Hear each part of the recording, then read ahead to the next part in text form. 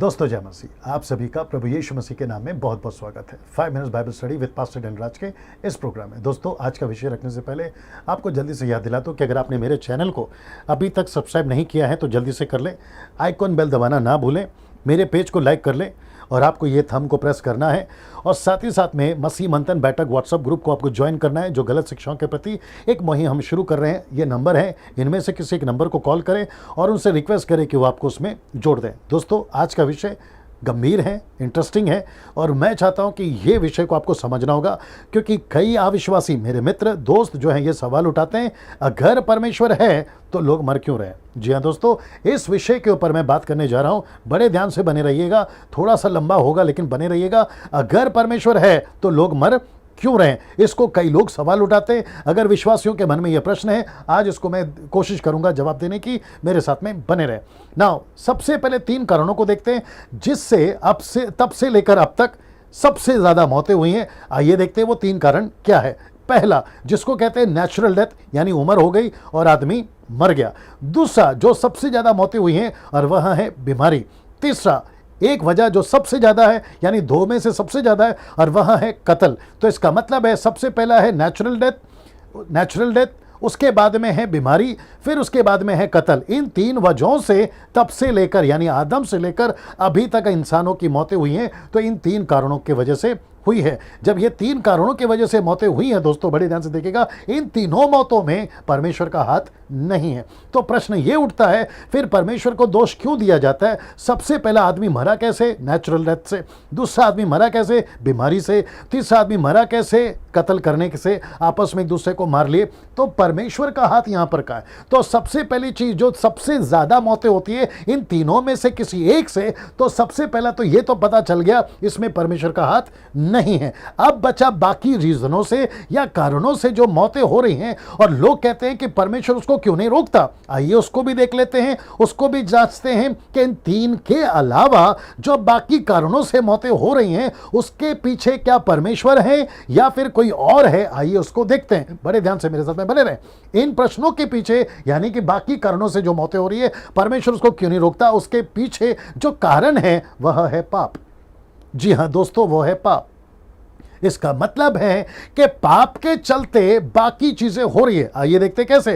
Romeo की किताब उसका पहला अध्याय वचन 24 लिखा है कि इस कारण परमेश्वर ने उन्हें उनके मन के अभिलाषाओं के अनुसार अशुद्धता के लिए छोड़ दिया कि वे आपस में अपने शरीरों के अनादर करें, यानी कि अपमान करें। फिर वचन 28 कहता है कि जब उन्होंने परमेश्वर को पहचानना ना चाहा, इसलिए परमेश्वर ने भी उन्हें उनके निकम्मे मन पर छोड़ दिया कि वे अनुचित काम करें। अब यहां पे ये 2 वचन के अलावा दोस्तों के अनुसार दोस्तों यह पता चलता है कि परमेश्वर ने उनको त्याग दिया। क्यों? उसके पीछे वजह क्या है? उनकी गलतियां। उसके पीछे वजह क्या है? उनके पाप है। उसके पीछे वजह क्या है? उनका निकम्मा चाल चलन है। तो परमेश्वर के यहां सिस्टम है, पापियों से प्यार करता है, पाप से नहीं। ना ये वचन को देखिए, याकूब की किताब उसका पहला अध्याय वचन 14 और 15 लिखता है, प्रत्येक व्यक्ति अपनी ही अभिलाषा में खिंचकर फंसकर परीक्षा में पड़ता है।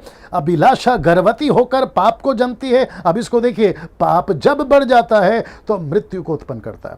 तो इसका मतलब है सभी कारणों में से, वो 3 में से अगर बाकी कारणों को उठाए कि परमेश्वर क्यों नहीं रोक रहा है, परमेश्वर कैसे रोकेगा, क्योंकि वो पाप से भर गया है, परमेश्वर ने उसको त्याग दिया इस 2 वचन के अनुसार, फिर गर्भवती होकर मृत्यु को जन्म दिया, तो परमेश्वर कैसे रोकेगा? क्योंकि मनुष्य खुद ही परमेश्वर से दूर चला गया, परमेश्वर को उसने त्याग दिया, परमेश्वर से मनुष्य अलग हो गया। इस पृथ्वी के अंदर, प्लैनेट के ऊपर, चाहे कोई भी जाति धर्म कौम का क्यों ना हो, वो परमेश्वर से अलग हुआ है और उसकी मृत्यु होनी शुरू हो गई। या क्षमा करें, रोमियो किताब उसका 6 का 23 क्या कहता है देखिए, क्योंकि पाप की मजदूरी तो मृत्यु है। मैं रिपीट करता हूं, पाप की मजदूरी मृत्यु है। मतलब आपका वेतन क्या है? पाप का मृत्यु है। आप पाप करते रहोगे, मृत्यु होती रहेगी। यह परमेश्वर का दोष नहीं है, यह इंसान का दोष है। ना इसको देखिए, परमेश्वर ने तो कभी नहीं कहा था आतंकवादी बनो, मर्डरर बनो, डाकू बनो, शराबी बनो, रेपिस्ट बनो। परमेश्वर ने कभी नहीं कहा। यह मनुष्य की गलतियां हैं, मनुष्य ऐसा बना है और उसके चलते ये परिणाम हुए हैं। ना उत्पत्ति की किताब 6 का 5 लिखा, यहोवा ने देखा मनुष्यों की बुराई पृथ्वी पे बढ़ गई, उनके मन के विचार में जो कुछ उत्पन्न होता है निरंतर बुरा ही होता है। अब अगला वचन देखिए, 6 का 6 कहता है, यहोवा पृथ्वी पर मनुष्य को बनाने से पछताया।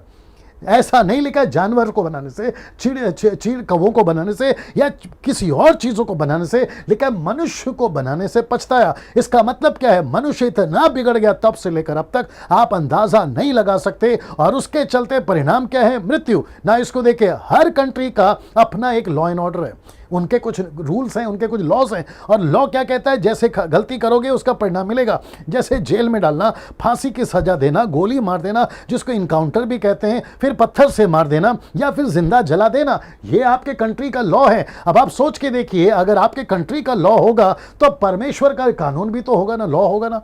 परमेश्वर का कानून क्या है? पाप करोगे मृत्यु आएगी, मुझसे दूर जाओगे मृत्यु आएगी, मुझसे दूर जाओगे तुम बिखर जाओगे। वचन देखिए, ये आखिरी वचन है, वचन देखिए मत्ती की किताब उसका 12:30 में क्या लिखा देखिएगा, लिखा है कि जो मेरे साथ नहीं वह मेरे विरोध में है, और जो मेरे साथ नहीं बटोरता वह बिखरता है। इसका मतलब है स्कैटर्स। वचन कहता है स्कैटर्स, मतलब वो बिखरता है। परमेश्वर कहता है साफ साफ, दोस्तों बड़े ध्यान से सुनिएगा, परमेश्वर कहता है अगर तू मेरे साथ में है सुरक्षित है, मेरे साथ में नहीं है तो पाप में है, और जब तू पाप में है तो तेरे ऊपर मृत्यु पक्का आएगी। अगले वीडियो में फिर मुलाकात होगी। प्रभु आपको आशीष दे।